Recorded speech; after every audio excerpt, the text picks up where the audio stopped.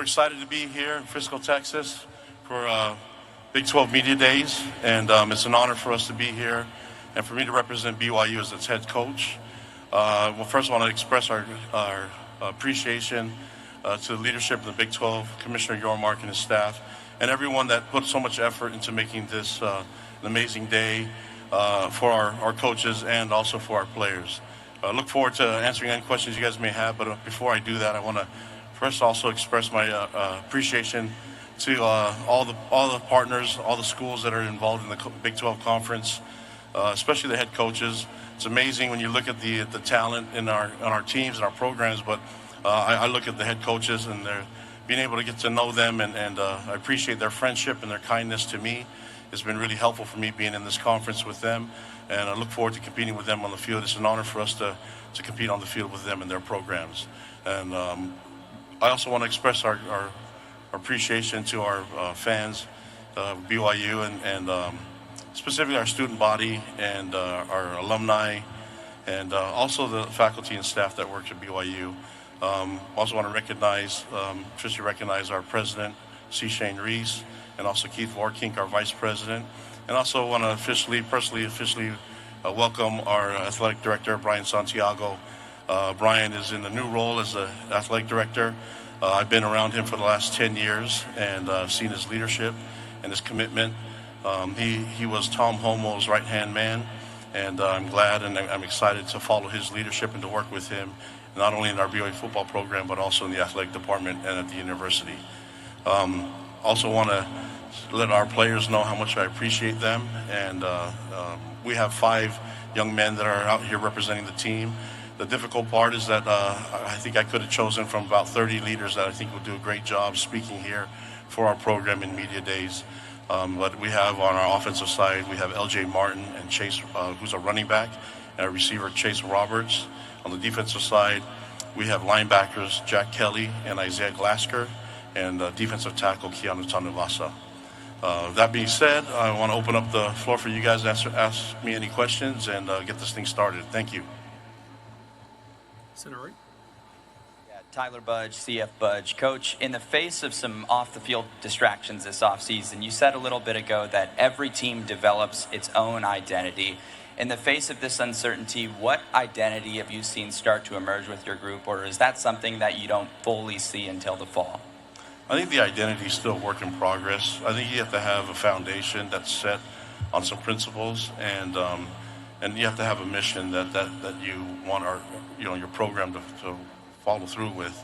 So we have all those in place, but I think there's room for flexibility for our team to find their own identity, and that's usually done with the leaders and the team itself. I would love for me to speak for them, but you have 5 young men that can do that, and I think as we go throughout the year, we'll start to establish their identity, not only on the field, but off the field. So I'm looking forward to the leadership, and there's so much excitement and energy around our program, and that's a big part of what the players and how they conduct themselves. Again, if you have a question, please raise your hand. Our microphone holders will go to you. We'll go here to center left. Drake Toll, Locked On Big 12. Coach, losing a senior quarterback, how has the locker room reacted to that, and where is the QB battle set? Yeah, I think well, first of all, there's competition in every position. So I think the one that gets the most attention is quarterback in every program. But everybody in our program, everybody has to be competitive, and you have to fight for your spot. And then you have to balance that with loving each other and mentoring and taking care of each other. So that's a fine line that I mentioned before. All the head coaches do a great job at doing that in their programs. I think for me, it's just allowing the guys to compete.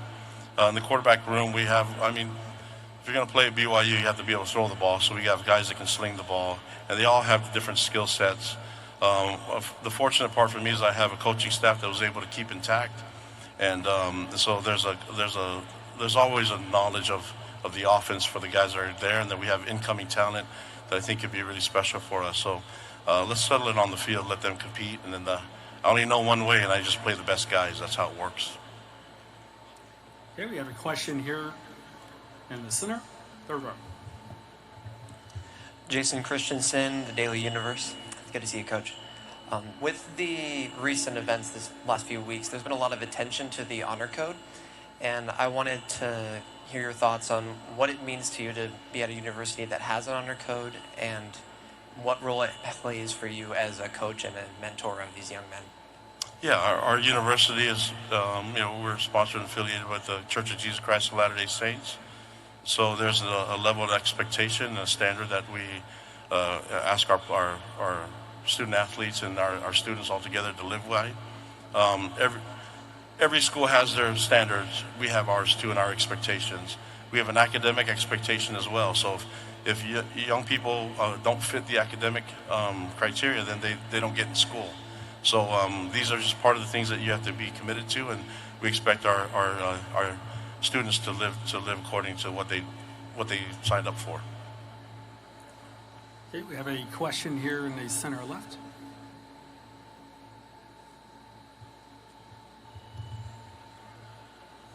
Skyler Dixon with the AP. Coach, just to be clear, you don't anticipate Jake being a part of the program going forward, is that correct? I think right now, first of all, I love Jake Retzloff. We love Jake Retzloff and appreciate all that he's done for our program. I think it would be inappropriate for me to make a statement in his situation first. I think that's his right. I think it's a private matter that he can speak for himself, and I'm going to give him the opportunity to do that. Kalani, Jake Hatch, Locked On Podcast Network. Just wanted to ask you, in your opinion, looking ahead to this upcoming season, what's different about this team versus previous iterations of your football program? We'll figure it out. We'll find out. My job as a head coach is to make sure that we're playing at our best. Did we do that last year? Not consistently enough for me. And so I've got a lot of things to work on and a lot of things that I've learned from quite a bit. I'm going into my 10th year as a head coach, and so I'd like to say that I'm kind of older now and hopefully wiser, but I do know one thing: if we're going to make any improvement, it's got to start with me first, and then I think everybody can figure out how to get that much better themselves. And so I'm going to focus on things that I can do, which is control the team and give them an opportunity and a culture, an environment where they can really thrive, whether if they're new and incoming player or if they're someone that's developed in our program throughout the years. Okay, we have a question, center left. JT Whistler, Locked On Utes. Kalani, how has BYU's recruiting really transformed a monster class this year, and what do you think of the individuals you've brought in? I think the key has been just the invite to the Big 12 conference, first of all. When this thing all started, first of all, I got the job. We were an independent team. When I grew up cheering for BYU as a young kid, we were in the WAC, then we went in the Mountain West and went to Independence. So the difference was the change, and first of all, the leadership that Tom Homo had with us as athletic director. He did an amazing job. He's retired now and probably got his toes in the sand right now, but his leadership was amazing. He was able to work with Brian Santiago and his staff and get this program ready to enter a power conference like the Big 12. And so when that opportunity came, when I first got the job, he asked me what we want to get done, and the goal was to play the best that we can, even with an independent schedule, try to get the toughest teams on our schedule, and we'll learn from the experiences as we did that throughout the years. And following his leadership, I think it's prepared the entire program and other sports the opportunity to just kind of be prepping for the enter into the Big 12. So when we got invited, that was kind of the change. Now we're in the power conference and thankful to the Big 12 for inviting us into the conference. But we saw things change, not just from resources, but also just it just kind of settled a lot of arguments for people not to come to BYU. So now going to our third year, we feel like we're in a good momentum and got some good things going. But all that had to happen with what Tom Homo did for us in the 2 decades that he was the AD. All right, we have time for one final question. Third Perfect.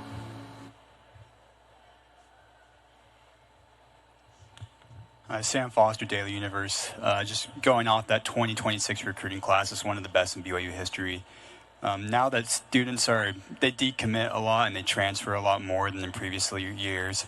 How do you make sure that these students that you're recruiting for 2026 stay with this program, and a lot of them are going to go on missions? How do you make sure that you keep them on board for years to come? That's my job. I have to do a great job at creating an environment that they want to be a part of, and a lot of that is understanding them and creating an environment where they want to be focused on getting a degree. I think the transferring quite a bit is you lose credits, and we got to get the focus right back on the students getting and earning a degree, and so that's what we're going to focus on. And I want to develop them in a lot of different ways. A lot of the young men that are coming back into our program through the transfer portal, we recruited the first time. So I'd like to get it right the first time. It seems like we're doing better now than we did before. So let's just try to do that and hang on to them. I'd rather do it that way and get it right. And that's on me. If I'm not able to retain them, then that's my fault. Appreciate all you guys. Thank you, sports media, for all you do for our game. College football is in a really good spot, and a lot of you guys have to do for that. Thank you.